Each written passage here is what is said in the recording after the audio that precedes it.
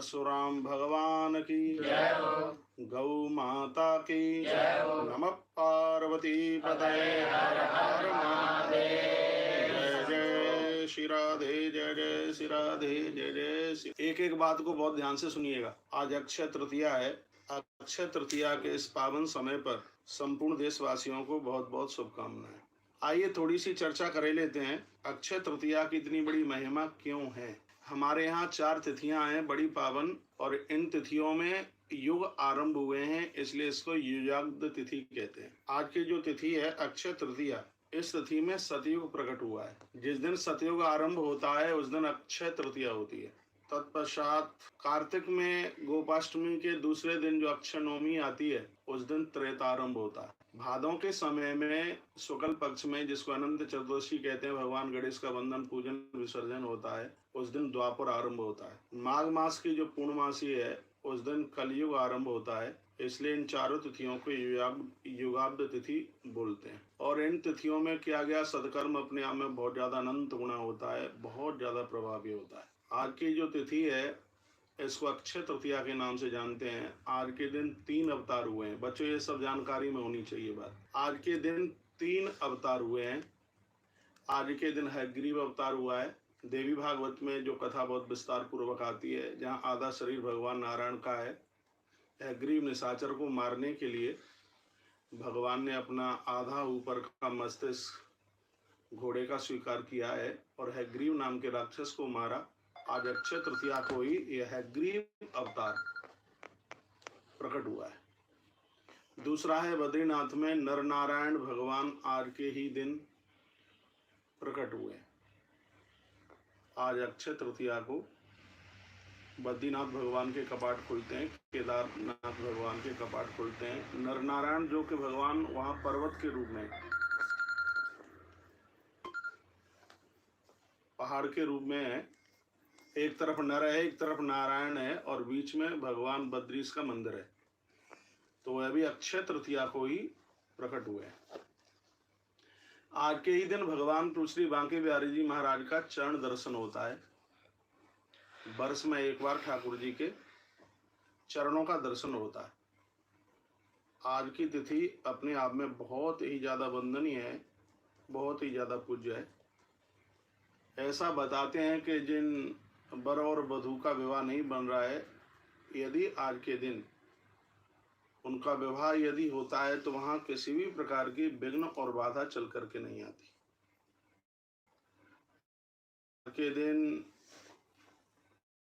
भी कुछ किया जाता है, भजन आराधना पूजा पाठ जो किया जाता है वो अपने आप में अक्षय हो जाता है। पाप करेंगे तो वो भी अक्षय हो जाएंगे, और पुण्य करेंगे तो भी अक्षय हो जाएंगे। अक्षय का मतलब न क्षयति अक्षय, जो कभी समाप्त न हो उसको अक्षय कहते हैं। अभी लॉकडाउन चल रहा है, मैं किताब लिख रहा हूँ, और उस किताब में कुछ मैंने कल चीज़ें लिखी हैं, बातें लिखी हैं, और आज अक्षय तृतीया को वो बात मैं आप बच्चों के काम आपको काम में आएंगी, वो बात मैं आपके बीच में रख रहा हूँ, और भी लोग सुनेंगे। इस शरीर को चलाने के लिए 3 चीज़ों की आवश्यकता है, नहीं शरीर नहीं चलेगा। इसके लिए आहार चाहिए, जल चाहिए और वायु चाहिए, यानी हवा चाहिए। बहुत ध्यान से सुनिए। आहार चाहिए, इसके लिए भोजन चाहिए, और पानी चाहिए, और ऑक्सीजन यानी हवा चाहिए शरीर को चलाने के लिए। उसी प्रकार से इस जीव को कल्याण के लिए भी 3 चीजें चाहिए, और जिंदगी भर इन 3 बातों को भूलना मत, और कहीं मिलेगी नहीं। शरीर को चलाने के लिए 3 चीजें चाहिए, आहार, जल और ऑक्सीजन। हम और आप बिना कुछ खाए पिए भी नहीं रह सकते। कुछ लेना पड़ेगा, दूध लेना पड़ेगा, फलियार लेना पड़ेगा, आहार लेना पड़ेगा, या आहार के नाम पर पत्ते लेने पड़ेंगे, कुछ तो लेना ही पड़ेगा, नहीं शरीर नहीं चलेगा। जल के बिना भी शरीर नहीं चल सकता, और ऑक्सीजन के बिना भी, वायु के बिना भी चल नहीं सकता। हम नाक कान बंद करके बैठ जाएं तो बहुत लंबे समय तक श्वासों को नहीं रोक पाएंगे। उसके लिए ऑक्सीजन की जरूरत है। ये हम किताब लिख रहे हैं एक, उसमें ये सब चीजें मैंने कल या परसों में कई पन्ने भरे इस बात के ऊपर। तो हमारे कल्याण के लिए, जैसे शरीर को चलाने के लिए 3 चीजें चाहिए, आहार, जल और हवा, उसी प्रकार से जीव मात्र के कल्याण के लिए भी 3 चीजें बहुत ज्यादा जरूरी हैं। वो तीन चीजें क्या है? एक का नाम है उपासना, एक का नाम है साधना और एक का नाम है आराधना। बोलने में सब एक से लगते हैं, लेकिन इन तीनों में अंतर बहुत है। शायद बहुत लोगों को तो ये पता भी नहीं होगा कि उपासना का अर्थ क्या है, उपासना क्या है। उन्हें ये भी नहीं पता होगा कि साधना क्या है, और उन्हें ये भी नहीं पता होगा कि आराधना क्या है। जिस व्यक्ति के जीवन में ये तीन चीजें होंगी, निश्चित रूप से उसका कल्याण होगा। उसके कल्याण को कोई रोक नहीं सकता। बस हम ये समझ लें कि उपासना क्या है। यदि हमारे जीवन में उपासना है तो बहुत अच्छी बात है, नहीं है तो उसको हम आज से आरंभ कर दें। साधना क्या है? यदि है तो अच्छी बात है, और नहीं है तो उसको आज से ही प्रारंभ कर दें। और आराधना क्या है? यदि है तो बहुत अच्छी बात है, और नहीं है तो उसको हम आज से ही आरंभ कर दें। तो आइए चर्चा करते हैं। सबसे पहला सूत्र है मानव कल्याण के लिए उपासना। संधि विच्छेद करें तो इसका मतलब होता है उप प्लस आसना, यानी ईश्वर की सानिध्यता में रहना, उसको उपासना कहते हैं। भगवान के स्मरण में रहना, उसको उपासना कहते हैं। सुबह हम नहा धोने के तत्पश्चात हम पूजा में बैठते हैं, वो हमारी आराधना थोड़ी होती है, वो हमारी साधना नहीं होती, वो हमारी उपासना होती है। उपासना में भगवान को जगाया जाता है, उनको निलाया जाता है, पाठ किया जाता है, माला का के ऊपर जप किया जाता है, प्रभु का स्मरण किया जाता है। इसको उपासना कहते हैं। जिस चिंतन में ईश्वर का स्मरण हो वह उपासना। ये साधना नहीं है और ना ही आराधना है, ये उपासना है। तो सुबह स्नान के तत्पश्चात हमारे जीवन का जो कल्याणकारी जो क्षण है वो हमारे उपासना से आरंभ हों। और हमारे तो ग्रंथ यह कहते हैं कि जो लोग उपासना नहीं करते निश्चित रूप से आत्महत्यारे हुए हैं। जो सल्फास खा करके मरा है वो आत्महत्यारा उतना नहीं है जितना कि जो लोग नित्य भजन नहीं करते, नित्य आराधना उपासना और साधना नहीं करते, सबसे बड़े आत्महत्यारे हुए हैं। व्यक्ति कितना भी व्यस्त क्यों ना हो, कोटिम तख्ता हरिम स्मृत, वैसे भी कहा गया है कि करोड़ों काम करने से पहले हम हरि स्मरण करें, भगवान का भजन करें। हम ठाकुर जी का स्मरण करते हैं, उनको निलाते हैं, ये सब उपासना में आता है। आप किताब पढ़ते हैं, ये उपासना में आता है। आप कोई पाठ पूजा करते हैं, ये उपासना में आता है। ये उपासना है जिसमें ईश्वर का स्मरण किया जाता है, हम उनके चिंतन में होते हैं, ये उपासना है। तो अब दूसरी चीज है जिसका नाम है साधना। साधना क्या है? जिसमें जीव अपने आप को भटकने नहीं देता। साधना क्या है? जो अपने आप को साध करके हम फलियाद लेकर के रहेंगे, ये सब साधना में आता है। ये उपासना में नहीं है, ये आराधना में नहीं है, ये साधना में। हम कोई व्रत करते हैं, ऐसा 1 साल तक हमें यह करना है, हमें अपनी इंद्रियों को जीत करके रखना है, ये सब उपासना में आता है। ये सब साधना में आता है। तो साधना के 4 चरण हैं। पहला है उपवास, दूसरा है ब्रह्मचर्य, तीसरा है मौन, और चौथा है प्राण संचयन। प्राण संचयन कहते हैं प्राणायाम की स्थिति, प्राणों को रोकने की स्थिति। प्राण संचयन का मतलब है कि दिन में सोए नहीं और रात को जागे। साधना में 4 चीजें, एक बार फिर ध्यान से सुनिए। सबसे पहला आहार, इसमें उपवास। सबसे पहला इसमें उपवास, इसमें पहले नंबर पर है उपवास। दूसरे नंबर पर है इसमें ब्रह्मचर्य, और तीसरे नंबर पर है इसमें मौन, और चौथे नंबर पर है प्राण संचयन, प्राणों को रोकने की ताकत। ये 4 चीजें। आइए एक एक करके इन चारों के ऊपर कुछ नजर डालते हैं। जैसे सबसे पहला है उपवास। उपवास शब्द बड़ा मार्मिक है, बड़ा भरा हुआ है। उपवास में जिह्वा को जीता जाता है। जनेंद्रिय और इस रसेंद्रिय को जीतना एक बहुत बड़ी योग्यता का काम है। उपवास में स्वादों को कुल्हाड़ी मारी जाती है। उपवास में जिह्वा के ऊपर इतना बड़ा कंट्रोल किया जाता है जो अनावश्यक है, बिल्कुल खाने के लायक नहीं है। उपवास में हम उसको जीतने की बिल्कुल पूर्ण रूप से कोशिश करते हैं। एक अंग्रेजी अखबार ने लिखा हुआ था कि 6 महीने में यदि किसी का 15 दिन अन्न छूट गया है, पेट में अन्न नहीं गया, तो उसको कैंसर जैसी भयंकर बीमारियां कभी भी नहीं हो सकती। आहार छोड़ने में बहुत आनंद है। ऐसा बताते हैं कि सतयुग में लोगों की 1 लाख वर्ष उम्र थी, त्रेता में 10,000 थी, द्वापर के आरंभ में 1000 वर्ष थी। क्यों? व्यक्ति जितना ज्यादा अन्न खाएगा उसकी आयु का उतना ही शोषण होगा, उसकी उम्र कम होगी। जितना ज्यादा वो अन्न खाएगा निश्चित रूप से उसकी उम्र कम होगी, आलस्य आएगा, प्रमाद आएगा, भजन नहीं कर पाएगा, चर्बी बढ़ेगी। श्रीमद् भागवत के 7वें स्कंद के 11 नंबर के अध्याय में अन्न में 48 प्रकार के दोषों का वर्णन किया है। अन्न तो सिर्फ प्राणों को चलाने के लिए है। हम आहार इसलिए ले रहे हैं प्राणों को बचाने के लिए, हम जिंदगी इसलिए नहीं जी रहे हैं कि ज्यादा खाएं। कभी इस देश के प्रधानमंत्री ने, लाल बहादुर शास्त्री जी ने आगाह किया था कि देश में अन्न की कमी है और आप लोग हफ्ते में 1 दिन का उपवास कीजिए, और उस समय लोगों ने 1 दिन का व्रत किया सोमवार का। तब से सोमवार का व्रत बहुत भावी चला है।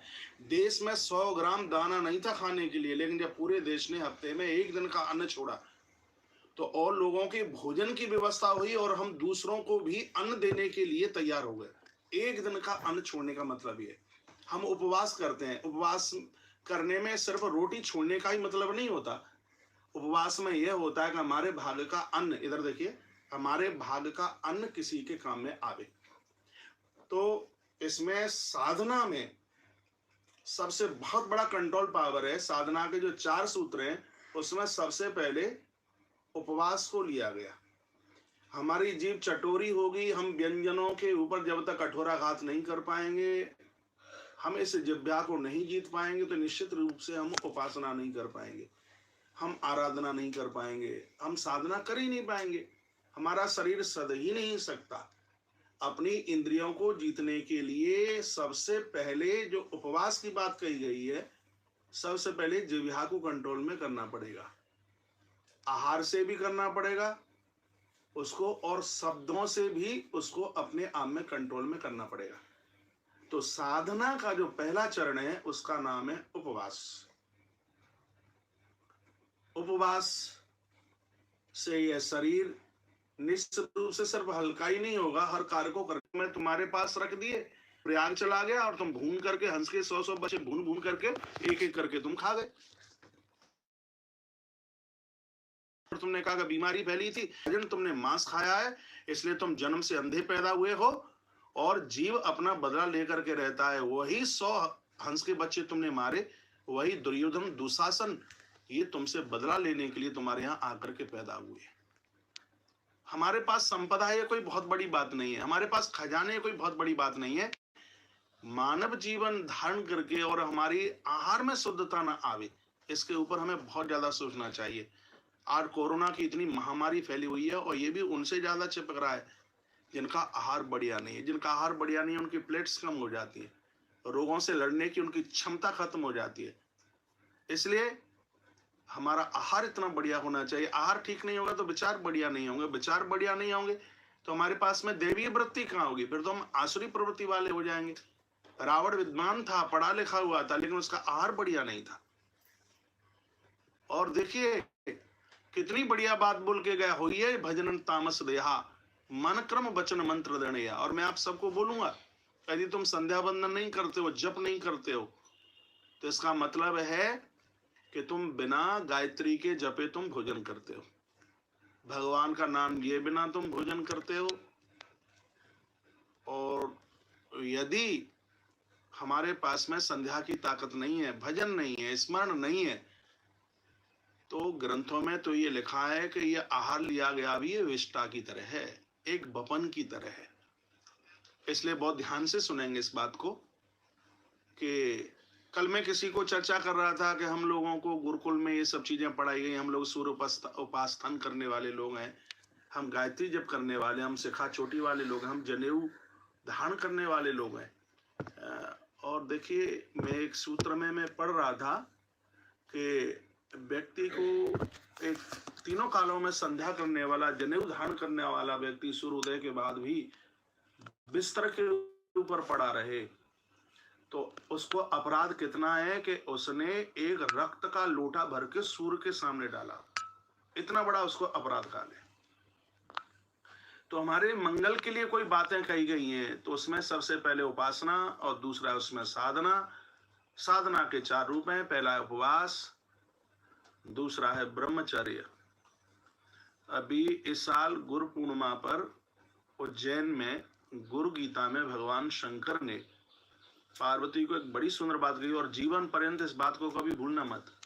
भगवान शंकर कहते हैं, हे देवी, जो लोग सूर्य उदित होने के बाद भी बिस्तरों पर पड़े रहते हैं, वह लोग चाहे स्त्री हो चाहे पुरुष, वह कभी अपने जीवन में ब्रह्मचारी नहीं हो सकते।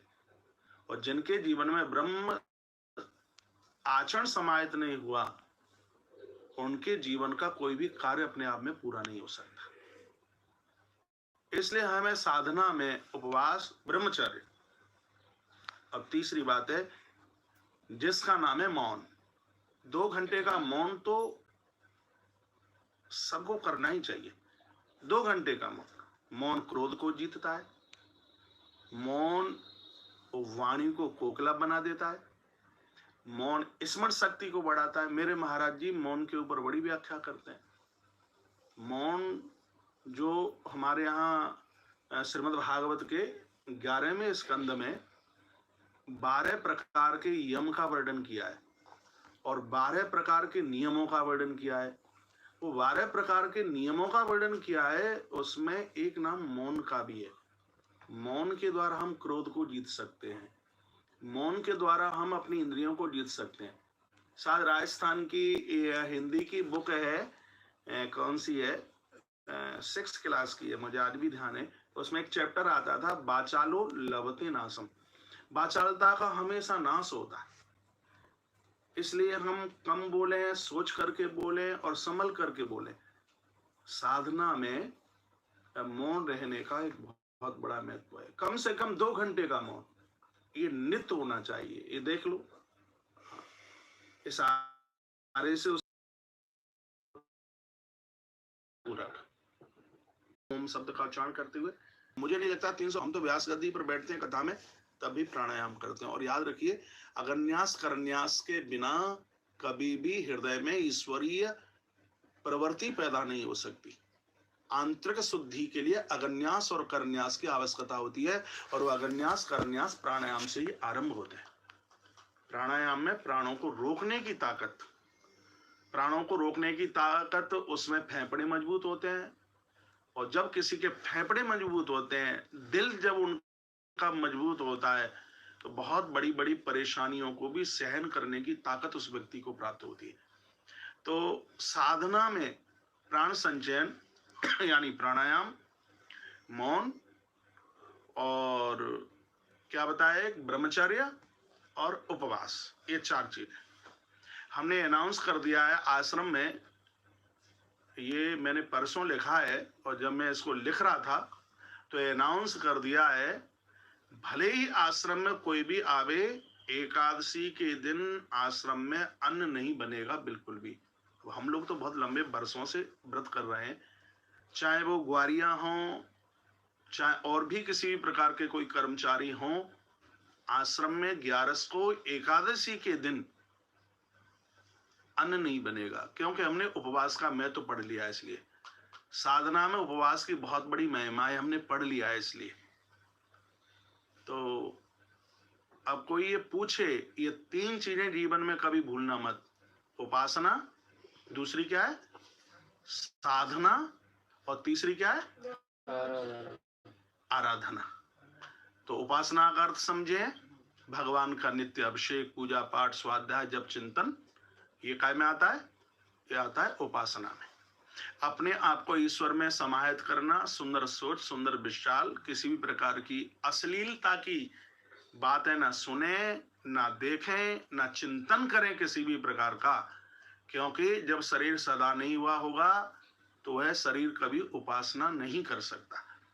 तो जीवन मंगल के लिए, शरीर को चलाने के लिए जैसे जल, हवा और आहार की जरूरत है, उसी प्रकार से मानव मात्र के कल्याण के लिए उपासना, साधना और तीसरी क्या है, आराधना। अब आइए आराधना की चर्चा करते हैं। आराधना क्या है? हाथ में माला पकड़ लेना ये आराधना का रूप नहीं है। भगवान को आरती उतार लेना ये भी आराधना नहीं है। तो फिर आराधना क्या है? हम लोक कल्याण के लिए जो भी कोई काम करते हैं वह आराधना है। सुबह आप मंदिर में, सुनिए, सुबह आप मंदिर में अभिषेक करते हो, ये तुम्हारी उपासना है। आप सूर्य उदय से पहले जग जाते हो, ये आपकी साधना है। और भोजन के समय पर आप पंक्ति में सबको भोजन परोसते हो, ये तुम्हारी आराधना है। ये 3 काम रोज होने चाहिए। जो अपने आप से बाहर निकलकर औरों के लिए किया जाता है उसको आराधना कहते हैं।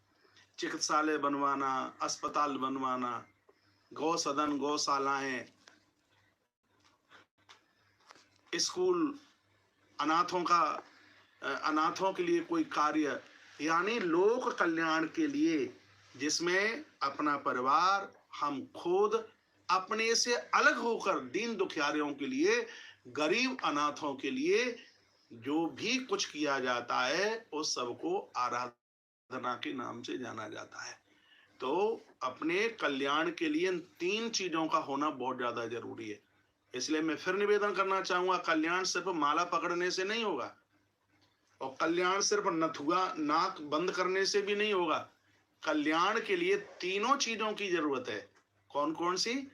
उपासना भी चाहिए, नित्य भगवान का स्मरण कीजिए, साधना भी चाहिए, अपने शरीर का ख्याल रखिए, इसके ऊपर कंट्रोल कीजिए, और आराधना, लोक मंगल के लिए भी कार्य करें, तभी कल्याण होगा। तो आज अक्षय तृतीया पर ये 3 सूत्र आपके बच्चों के सामने भी और पूरे देशवासियों के सामने ये 3 बातें हम रख रहे हैं कि हमारे जीवन का कल्याण कर। आप जो भी दान पुण्य करते हैं, दूसरों के लिए कुछ करते हैं, ये सब आराधना में आता है। आप उपवास करते हैं, व्रत करते हैं और अपने आप को समझते हैं, हवन में आहुति डालते हैं, ये सब उपासना में आता है। तो आज का दिन हमारे और आपके लिए बहुत ज्यादा शुभ है। आज के दिन सतयुग आरंभ होता है, इसलिए इसको युगाब्द तिथि के नाम से जाना जाता है। आज के दिन भगवान परशुराम प्रकट हुए हैं। बद्रीश भगवान, केदारनाथ भगवान के कपाट आज से खुलते हैं। आज के दिन भगवान हयग्रीव, भगवान नरनारायण और भगवान परशुराम प्रभु का प्राकट्य उत्सव है। तो आज की तिथि इतनी अद्भुत है। आज के दिन आप एक नाम भगवान का ले लोगे तो अनंत गुना होगा।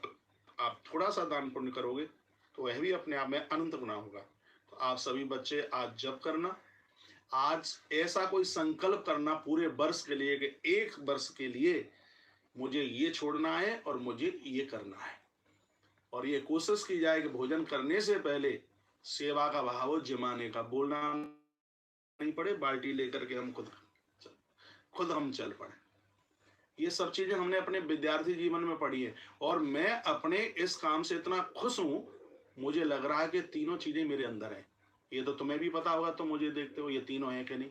सुबह जगता हूँ, नहा धोने के तत्पश्चात भगवान की पूजा पाठ है, उसके बाद में जमीन में सोता हूँ, अन्न छोड़ ही रखा, ये तुम्हें पता है, व्रत जीवन से कर ही रहे हैं, तो ये सब चीजें साधना में आती हैं। और लोक कल्याण के लिए काम चल रहा है, ये सब आराधना में आता है।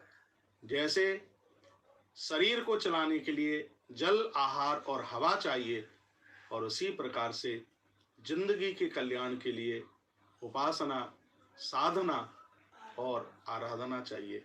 इन 3 चीजों को जीवन पर्यंत अपने जीवन में संभाल करके रखना, इसके बिना मत रहना, और ये संकल्प करना, प्रभु को प्रार्थना करना, कहना भगवान हमसे जो बने हम किसी के काम आए, किसी के काम जो आए उसे इंसान कहते हैं, पराया दुख जो जाने उसे इंसान कहते हैं। अपने लिए जी लेना क्या ये कोई जिंदगी है? जिंदगी नाम उसका है जो जिंदगी औरों के लिए भी जी जाए। आप देखिए, देश का यशस्वी प्रधानमंत्री माननीय श्री नरेंद्र भाई मोदी, वह क्या अपने लिए कोई जीवन जी रहे हैं? उनका जीवन दूसरों के लिए। योगी जी को आप देखिए।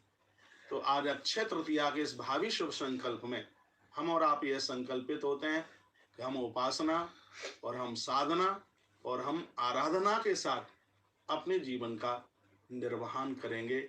ऐसा हम संकल्प लेते हैं। हम नेक काम करेंगे, हम चरित्र के साथ जिएंगे, हम ब्रह्म में समाहित होकर के जिएंगे, और हम अपने मन मुताबिक कोई काम नहीं करेंगे। एक है दैव वृत्ति और एक है असुर वृत्ति। जो अपने मन मुताबिक जो लोग जीते हैं उसको आसुरी प्रवृत्ति का जाना जाता है, और जो शास्त्रों के अनुकूल अपना जीवन जीते हैं उनको दैव वृत्ति वाला पुरुष माना जाता है। और याद रखिए, जिनका जीवन देव वृत्ति के साथ में निकला है, मृत्यु के समय पर ऐसे लोगों को किसी भी प्रकार का कष्ट नहीं होता। आइए, आज अक्षय तृतीया 2020 आप सभी लोगों के लिए मैं भगवान के चरणों में प्रार्थना करता हूँ उज्जवल भविष्य के लिए। और मैं यह आज विचार कर रहा हूँ, बहुत वर्षों के बाद अक्षय तृतीया को मैं आज आश्रम में बैठा हूँ, नहीं तो अक्षय तृतीया को मैं कथा में होता हूँ। जब से मैंने शुद्ध सवाली है तब से अक्षय तृतीया मेरी कथाओं में ही निकलती है। लेकिन अब के बार मैं आश्रम में हूँ और आश्रम में रहते हुए भी मैं किसी भी प्रकार से बोर नहीं हो रहा। सुबह शाम गौशाला जाता हूँ, गौशाला का भूसा भरा जा रहा है। आप सभी देशवासी जन, 3 बातें आपके बीच में रखी गई हैं। अपनी आराधना को भी आप सात्विक भाव से अपनाते हुए आपके आसपास जहाँ कहीं गौशाला है और भी कहीं सेवा के जो भी कोई कार्य हैं, आश्रम की गतिविधियों के साथ में जुड़ते हुए इस कार्यों से, नेक कार्यों से आप अवश्य में जुड़े। मैं एक बार पुनः निवेदन करना चाहूँगा, आप उपासना, साधना और आराधना अपने जीवन काल में मत छोड़िए। इसी में हमारा और आपका कल्याण है। इन्हीं शब्दों के साथ जय श्री कृष्ण, जय सिया राम, जय गौ माता, जय राधे श्याम। आप सबका मंगल मंगल मंगल हो। अब आप सब बच्चे